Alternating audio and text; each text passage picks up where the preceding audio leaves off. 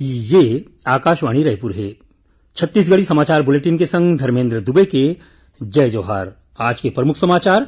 प्रदेश में आज विशेष संक्षिप्त मतदाता पुनरीक्षण कार्यक्रम में आज मतदाता सूची के प्रकाशन करेगिस। एखर बर 15 दिसंबर तक दावा आपत्ति पेश करे जाही। दिवाली तिहार के 5वां और आखिरी दिन आज राजधानी रायपुर के संगे संग प्रदेश में भाई दूज के पर्व उत्साह के संग मनाए जात हे।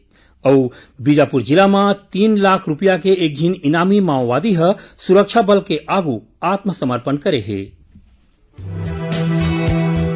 सुनो एक जरूरी संदेश। कोविड महामारी के खिलाफ देश एकजुट होकर लड़त है। आपो मन हमर संग सुरक्षा और बचाव के 3 सरल जरूरी उपाय के संकल्प लेवो। पहली उपाय, जब भी घर ले बाहर निकलो मास्क जरूर लगावो। दूसरा उपाय, लोगन ले 2 गज के सुरक्षित दूरी रखना ही जरूरी। तीसरा उपाय, अपन हाथ घेरी बेरी साबुन और पानी ले बने असन धोवो। ये 3 आसान उपाय अपना के आप मन कोरोना ला हरा सकत हो।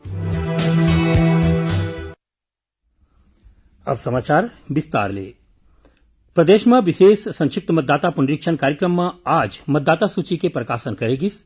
15 दिसंबर तक दावा आपत्ति पेश करे जा सकी और एकर निपटारा 5 जनवरी तक करे जाही। उन्हें मतदाता सूची के आखिरी प्रकाशन 15 जनवरी 2021 तक करे जाही। एक कार्यक्रम में ऐसन युवा मतदाता जेकर उम्र 1 जनवरी 2021 तक 18 साल के हो जही ओमन मतदाता सूची में अपन नाम जुड़वा सकते। युवा मन भारत निर्वाचन आयोग के website national voter service portal में जाके ऑनलाइन अर्जी कर सकते। मुख्यमंत्री भूपेश बघेल हा केंद्रीय गृह मंत्री अमित शाह ला चिट्ठी लिख के बस्तर संभाग में माओवादी समस्या के निपटारा बर सुझाव दे हे। मुख्यमंत्री हा चिट्ठी में कहे है कि ए बेरा जारी रणनीति के संगे संग प्रभावित क्षेत्र मन में बड़ संख्या में रोजगार खोले जाए, जेकर ले माओवाद प्रभावित क्षेत्र के बेरोजगार मन हा माओवादी समूह मन में शामिल झन होवय। मुख्यमंत्री हा गृह मंत्री ले बस्तर में बनैया स्टील प्लांट्स में 30% छूट में लौह अयस्क दिवाए की विनती करे है, जेकर ले सैकड़ों करोड़ों रुपया के निवेश और हजारों की संख्या में रोजगार के मौका मिल सकी। मुख्यमंत्री है लोगन मन के आजीविका के साधन के विकास पर कलेक्टर मन ला कम ले कम 50-50 करोड़ रुपया के राशि हर साल दे जाए के मांग करे है। राज्यपाल अनुसुईया उइके यकीन है कि महापुरुष मन के काम और उखर जिंदगी के मूल्यांकन ए बात ले होथे कि ओमन राष्ट्रीय और सामाजिक समस्या के निपटारा कतेक सीमा तक करिन। राज्यपाल हा बिरसा मुंडा के जयंती के मौका में राखे गए वेबिनार ला संबोधित करत कहिन कि बिरसा मुंडा हा शोषण और गुलामी के खिलाफ जोरदार हा आवाज उठाइन। राज्यपाल हा कहिन कि बिरसा मुंडा हा अपन क्रांतिकारी विचार ले समाज के दिशा और दशा बदल दिन। ओमन कहिन कि बिरसा मुंडा हा अंग्रेज मन ले राजनीतिक आजादी के संगे संग आदिवासी मन के सामाजिक और आर्थिक अधिकार पर घलो लड़ाई लड़िन। राज्यपाल हा बिरसा मुंडा के शहादत ला सुरता करत ओखर शिक्षा और आदर्श ला अपनाए के जरूरत बताइन है। देश में कोरोना संक्रमण ले ठीक होए के दर में सुधार होवत है। अब यह 93.27% हो गए है। केंद्रीय स्वास्थ्य मंत्रालय के मुताबिक अब तक 82,49,000 ले ज्यादा कोरोना संक्रमित मरीज मन ठीक हो गए है। ए बेरा करीबन 5 लाख मरीज मन के इलाज चलत है। केंद्रीय स्वास्थ्य मंत्रालय है कहे है कि जांच निगरानी और रणनीति ऊपर बने ढंग ले अमल होए के सेती संक्रमण ले ठीक होवैया लोगन मन के संख्या बढ़त है। ए बेरा देश में महामारी के सेती मृत्यु दर 1.47% है। इति प्रदेश में काली 530 कोरोना संक्रमित नवा मरीज के पहचान करे गए है। यही बीच काली 623 कोरोना संक्रमित मरीज मन इलाज के बाद ठीक होए है। इति बिलासपुर संभाग के आयुक्त डॉक्टर संजय अलंग लोगन मन ले कोरोना वायरस ले बचाव बर जरूरी सावधानी बरते के अपील करे है।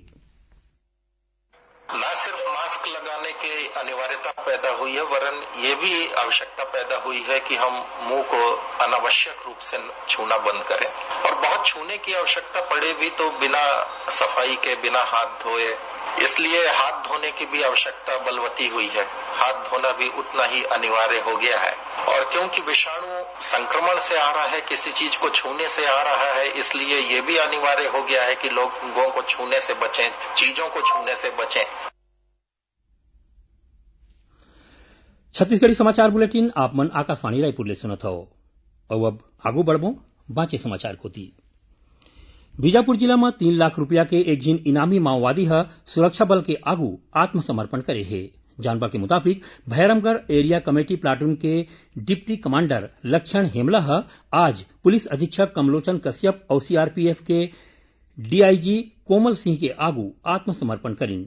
ये माओवादी ऊपर पुलिस दल मन ऊपर हमला करे के संगे संग 2013 ले 2018 के बीच आने माओवादी घटना में शामिल रहे के आरोप है। आज राष्ट्रीय प्रेस दिवस है। एकर आयोजन स्वतंत्र और उत्तरदायी प्रेस के प्रतीक के रूप में हर साल 16 नवंबर के मनाए जाते। आज के दिन भारतीय प्रेस परिषद काम करे बर शुरू करीन। ए मौका में उपराष्ट्रपति एम वेंकैया नायडू कीन है कि प्रेस के आजादी ऊपर कोनो प्रकार के हमला राष्ट्रीय हित के खिलाफ है। एकर बर जम्मो मनखे मन ला विरोध करना चाहिए। उपराष्ट्रपति वैश्विक महामारी कोरोना के प्रकोप ले उपजे गंभीर खतरा के परवाह करे बिना लोगन मन ला सरलग सूचना देबर कोविड योद्धा के रूप में प्रिंट और इलेक्ट्रॉनिक मीडिया के पत्रकार मन के प्रशंसा करीन। उन्हें केंद्रीय सूचना और प्रसारण मंत्री प्रकाश जावड़ेकर घलो मीडिया कर्मी मन ला शुभकामना दे हवय। एति प्रदेश के मुख्यमंत्री घलो मीडिया के लोगन मन ला बधाई और शुभकामना दे हवय। ओमन किहिन कि मीडिया के लोगन मन हिम्मत और निष्पक्ष पत्रकारिता के माध्यम ले देश में लोकतांत्रिक विमर्श ला एक ठिन नवा दिशा देवाए है। ओमन किहिन कि प्रदेश में पत्रकार सुरक्षा कानून बनाए के काम आखिरी चरण में हवय। प्रदेश के कोरिया जिला में हाथीमन के उत्पाद सरलग बढ़ा थे। हमार संवाददाता मिले जानवा के मुताबिक खड़गावा वन परिक्षेत्र के मंगोरा, बिरनी, डांड, बेलकमार और कटकोना में पाछू रतिहा 40 ले ज्यादा हाथी के दल उत्पात मचाइन। ए दौरान 2 ठिन मवेशी के मौत होए और 1 ठिन मवेशी के घायल होए के समाचार मिले है। तो उन्हें 2 झिन लोगन के घर ला हाथी मन गिरा दीन। संगे संग किसान मन के बाजरा, राहेर और आलू के फसल ला घलो नुकसान पहुंचाए है। वन विभाग के अधिकारी मन गांव के लोगन मन ला हाथी ले दूरी बनाए के अपील करे है। दिवाली तिहार के 5वां और आखिरी दिन आज राजधानी रायपुर के संगे संग प्रदेश में भाई दूज के पर्व उत्साह के संग मनाए जाते। भाई दूज के मौका में बहिनी मन भाई के माथा में टीका लगा के उनकर उज्जवल भविष्य के कामना करीन। कार्तिक मास के शुक्ल पक्ष के द्वितीया के मनाए जात ए पर्व ला यम द्वितीया घलो कहे जाते। एति प्रदेश के कतकोन जिला मन में आज मातर के तिहार घलो खुशी के संग मनाए जाते। ए मौका में धमतरी जिला में अखाड़ा मन में विशेष करतब दिखाए गिस। उन्हें गांव गौतरी मन में देवी देवता के पूजा पाठ करके सुख समृद्धि के कामना करेगिस। जानवा के मुताबिक आज के दिन यादव समाज के लोगन मन बड़का मैदान में गाय गरु के झुंड मन के बीच विशेष प्रकार के करतब दिखाते और संझा मड़ई के आयोजन करे जाते। प्रदेश के कतकोन जिला के पुलिस मन एसो तिवारी तिहार ला वृद्धा आश्रम के सियनहा मनखे मन संग मनाइन। राजनांदगांव के चिखली थाना के पुलिसकर्मी मन सियनहा मनखे मन संग दिवाली तिहार मनाइन। ए दौरान पुलिसकर्मी मन सियान मनखे मन के हालचाल जाने के संगे संग ओमल्ला मिठाई खवा के श्रीफल भेंट करे के सम्मानित करीन। जानवा के मुताबिक छत्तीसगढ़ पुलिस वरिष्ठ नागरिक मन ला सहायता देवाए बर समर्पण अभियान चलावत है। अब थोरकुन समाचार सार में। आज अंतर्राष्ट्रीय सहिष्णुता दिवस है। ए दिन पूरा विश्व में लोगन मन के अधिकार और आजादी के मूल सिद्धांत ला मान्यता देबर ए दिवस ला मनाए जाते। जिला रोजगार केंद्र रायपुर डहार ले शिक्षित बेरोजगार युवा मन ला रोजगार देवाए बर काली ले 19 नवंबर तक रायपुर में पुराना पुलिस मुख्यालय परिसर स्थित कार्यालय में ऑनलाइन प्लेसमेंट कैंप के आयोजन करे जाही। कोंडागांव जिला के बनिया गांव के तीर ट्रक के ठोकर ले एक झिन फटफटी चलैया मनखे के मौत हो गए। और महासमुंद जिला के पुलिस आने जगह में छापा मार के जुआ खेले के आरोप में 207 लोगन मन ला गिरफ्तार करे है। आखिर में प्रमुख समाचार एक घाव फिर। प्रदेश में आज विशेष संक्षिप्त मतदाता पुनरीक्षण कार्यक्रम में मतदाता सूची के प्रकाशन करेगिस। एखर बर 15 दिसंबर तक दावा आपत्ति पेश करे जा सकी। दिवाली तिहार के 5वां और आखिरी दिन आज राजधानी रायपुर के संगे संग प्रदेश में भाई दूज के पर्व उत्साह के संग मनाए जाते। और बीजापुर जिला में 3 लाख रुपया के एक झिन इनामी माओवादी सुरक्षा बल के आगू आत्मसमर्पण करे है। एक संग छत्तीसगढ़ी समाचार बुलेटिन इहे सिरावत है।